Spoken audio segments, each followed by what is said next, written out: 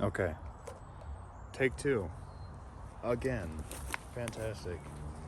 Wow, it's really frustrating when that happens. Hello again. I hope all is going well.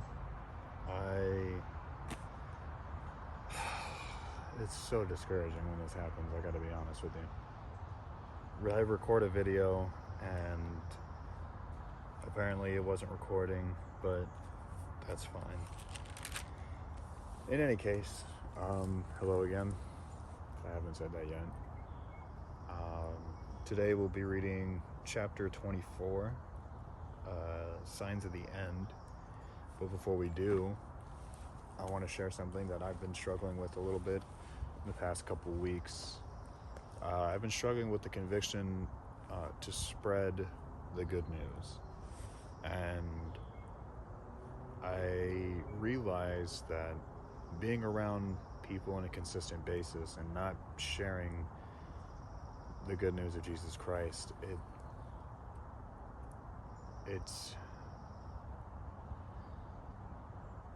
I don't know how to describe it.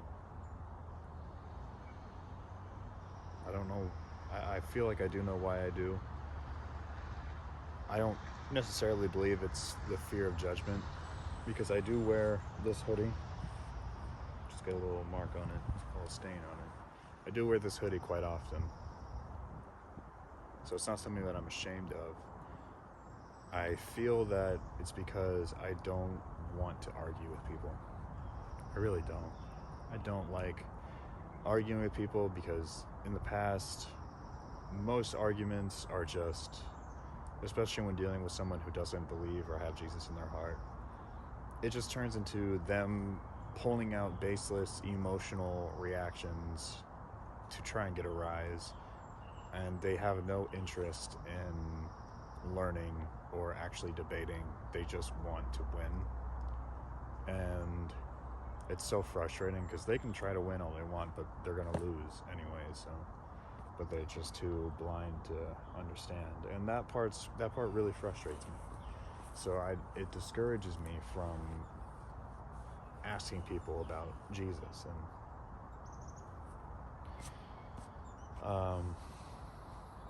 but I have to get through it. I have to understand that it's not them speaking, it's the enemy trying to suppress their spirit so they don't go to heaven, because the enemy doesn't want us to go to heaven. Is this recording? Okay. Awesome. It's so frustrating because I know I pressed the record button, unless I'm just gaslighting myself, but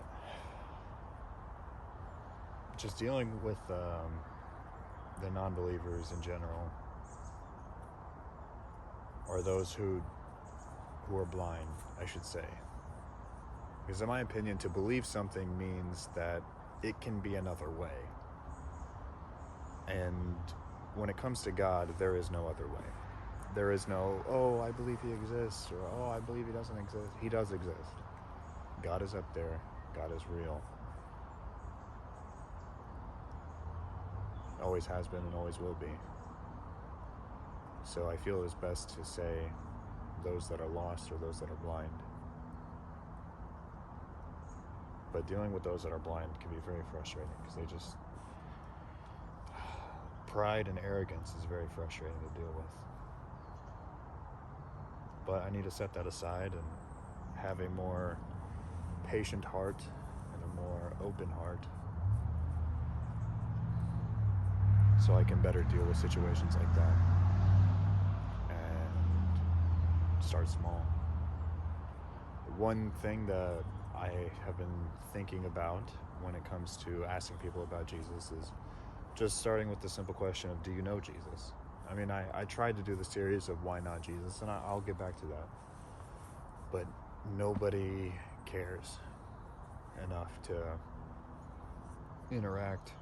I'll sit out there for hours in a chair. Nobody cares. So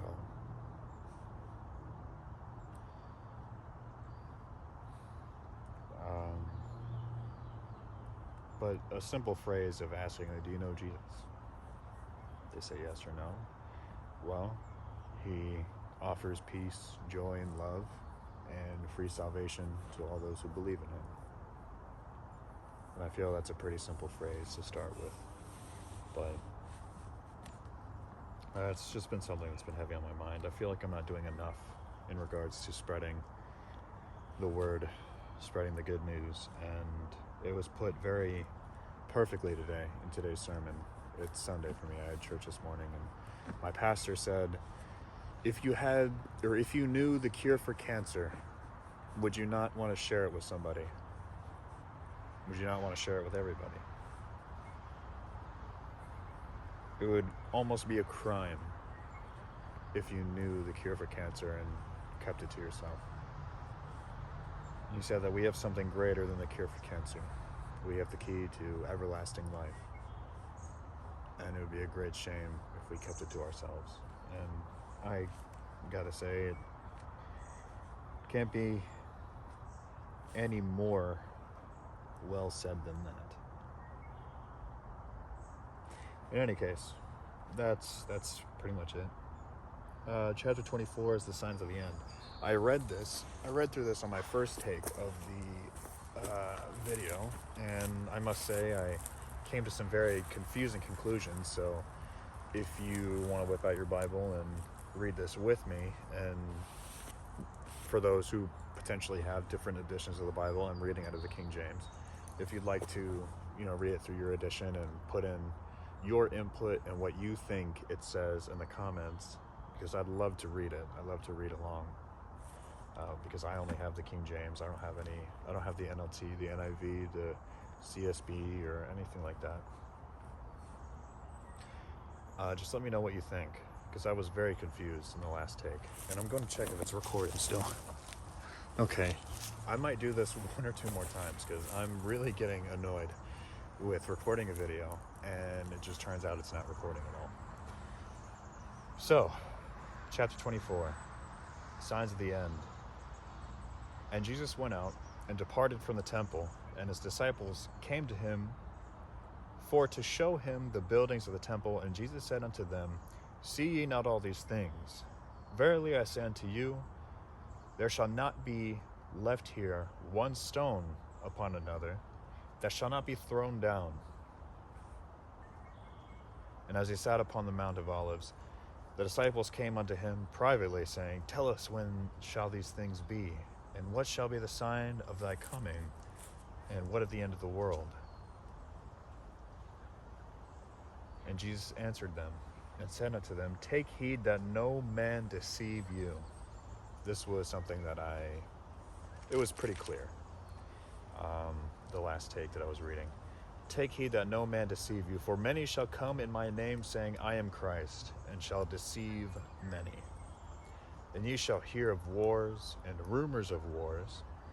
See that ye be not troubled, for all these things must come to pass, but the end is not yet. So the wars are not the end of the world. They must come to pass. For nation shall rise against nation, and kingdom against kingdom, and there shall be famines and pestilence and earthquakes in diverse places. All of these are the beginning of sorrows. Then shall they deliver you up to be afflicted, and shall kill you, and ye shall be hated of all nations for my name's sake. And then shall be offended, and many shall be offended, and shall betray one another, and shall hate one another.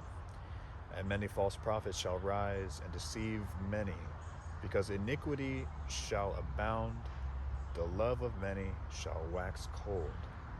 But he that shall endure unto the end, the same shall be saved. And this gospel of the kingdom shall be preached in all the world for a witness unto all nations, and then shall the end come. Recording. Okay. Like I said, I feel good about this one. I want to make sure it's good and it's recording. I'm going to be very sad. Anyways, 24:15.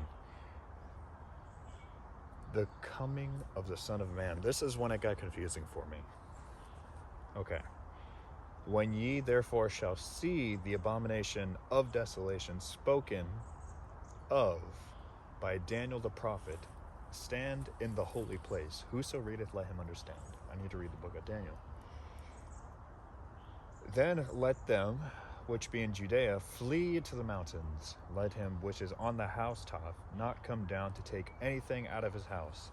Neither let him which is in the field return back to take his clothes, and woe unto them that are with child, and that give them suck in those days, which is breastfeeding. I had to look that one up.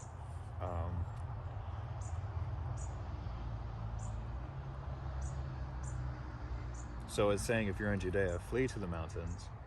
Let him which is on my housetop not come down to take anything out of his house. Neither let him which is in the field return back to... So it's basically saying, when the abomination of desolation is spoken by the prophet Daniel, stand in the holy place or run. Stand in the holy place and run. Flee into the mountains. Just don't go back to take anything out of your house. Don't return back to your clothes. And I guess pray unto them that are with child and breastfeeding. And pray ye that your flight be not in the winter, neither on the Sabbath day. For then shall be great tribulation, such as was not since the beginning of the world to this time, no, nor shall ever be. So the great tribulation will be worse than anything that has ever happened in human history. And except those days should be shortened, there should no flesh be saved. But for the elect's sake, those days shall be shortened. If any man shall say unto you, Lo, here is Christ, or there, believe it not. For there shall arise false Christs and false prophets, and shall show great signs and wonders, insomuch, if it were possible, they shall deceive the very elect. But I have told you before. Wherefore, if they shall say unto you, Behold, he is in the desert, go not forth, or Behold, he is in the secret chambers, believe it not.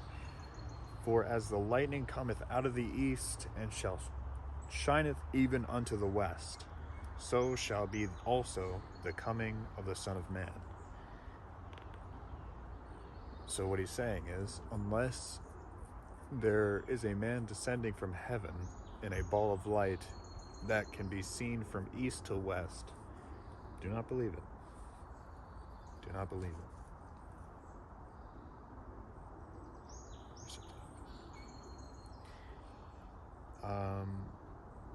24:28. For wheresoever the carcass is, there the eagles will be gathered together.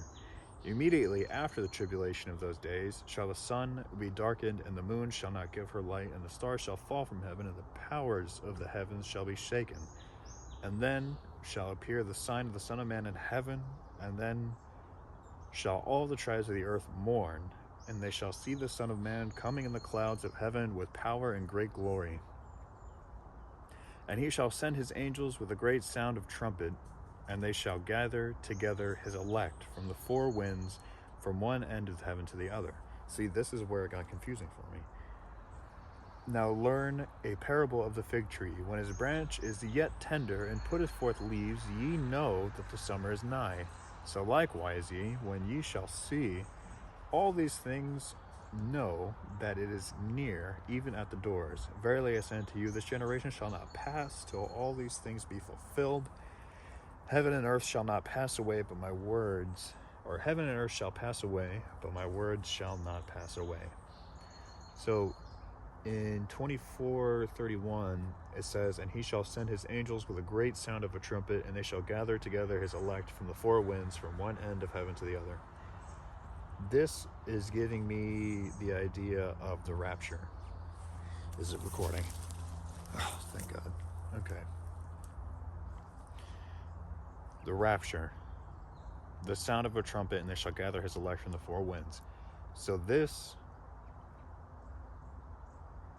immediately after those days of tribulation, the sun shall be darkened. So my understanding through just reading and not reading the Bible, unfortunately, which is probably where things went wrong, but my understanding was potentially the rapture would come before the 7-year tribulation, because the 7-year tribulation is when the rise of the Antichrist, peace in the Middle East with Israel, the destruction of the temple, the plagues, the Battle of Armageddon.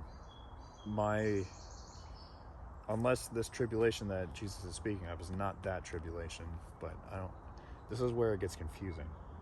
Because here it says, after the tribulation, those days the sun shall be darkened, and then shall appear a sign of the Son of Man in heaven, and he shall send his angels with a great sound of trumpet to gather together his elect. So unless he's not talking about the rapture here, but in the next mini or sub-chapter, he talks about the rapture.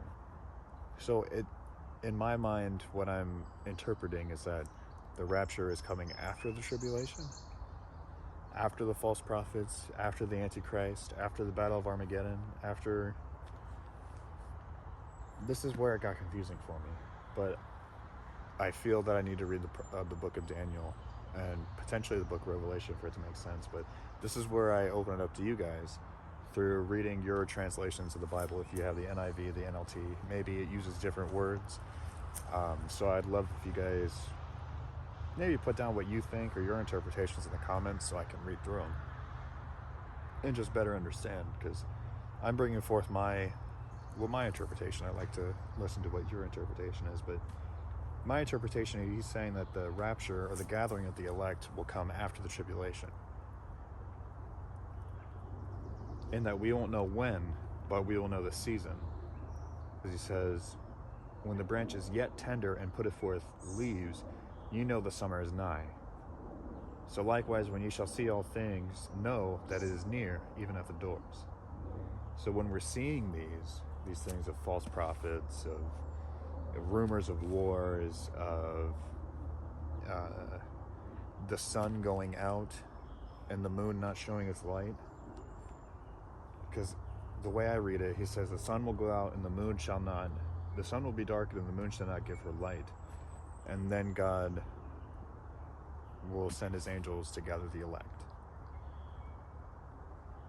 That's just my interpretation. But anyways, 24:36. God knows the day and hour, but of that day and hour knoweth no man, no, not the angels of heaven, but my Father only. But as the days of Noah were, so shall be the coming of the Son of Man. For as in the days that were before the flood, they were eating and drinking, marrying and giving in marriage, until the day that Noah entered the ark, and knew not until the flood came and took them all away. So shall also the coming of the Son of Man be. Then the two be in the field, the one shall be taken, the other left. The woman shall be grinding at the mill, the one shall be taken, and the other left. Watch therefore, for ye know not what hour your Lord doth come. But know this, that if the good man of the house had known in what watch the thief would come, he would have watched and would not have suffered his house to be broken up. Therefore be ye also ready, for in such an hour as ye think not, the Son of Man cometh. Who then is a faithful and wise servant, whom his Lord hath made ruler over his house, to give them meat in due season?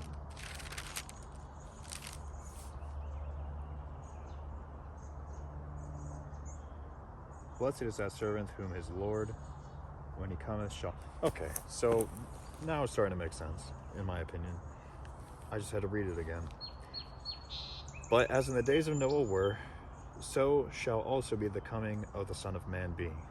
For as in the days that were before the flood, they were eating and drinking and marrying and giving in marriage until the day that Noah entered into the ark, and knew not of the flood, and knew not until the flood came and took them all away. So shall be also the coming of the Son of Man. So this could be two ways. We could be the representation of the people in the days of Noah, and the Lord is preparing us. He's preparing our ark, and we did not know we were going to get swept up until the flood. Or the Lord is preparing the ark and we will enter the ark until the day Noah entered the ark, and the rest that are left will be swept by the flood, if that makes sense.